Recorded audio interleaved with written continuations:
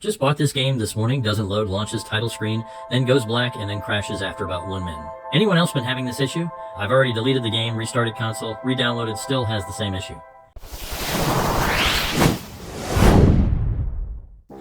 Bulletstorm VR's leap into virtual reality has been met with enthusiasm, yet some players face challenges with the game not working or crashing on PCs.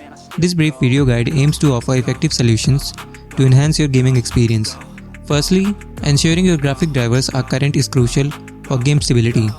Outdated drivers often lead to crashes and performance issues.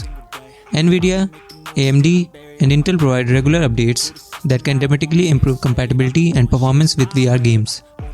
If Bulletstorm VR continues to crash, verifying the integrity of game files through your digital distribution platform like Steam can resolve issues caused by corrupted or missing data.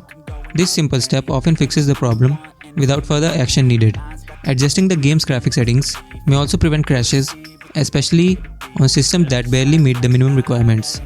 Lowering resolution or detail levels can significantly improve stability. Running the game as an administrator can bypass certain permission-related crashes. Right-click the game shortcut and select Run as Administrator to see if this resolves the issue. Lastly, if all else fails, consider reinstalling Bulletstorm VR. A fresh install can clear up any underlying issues that might have been missed, ensuring a smoother gameplay experience. Addressing these points can help resolve Bulletstorm VR's crashing issues, allowing players to fully immerse themselves in its action-packed virtual reality world. Thank you for watching. If you like this video, then don't forget to press the like button. Also, do share it with your friends and families. For more videos like these, do subscribe to Gossipfunda YouTube channel. You can read more such amazing blogs on our website. Visit gossipfunda.com. Link is in the description box. Do check it out. See you in the next video.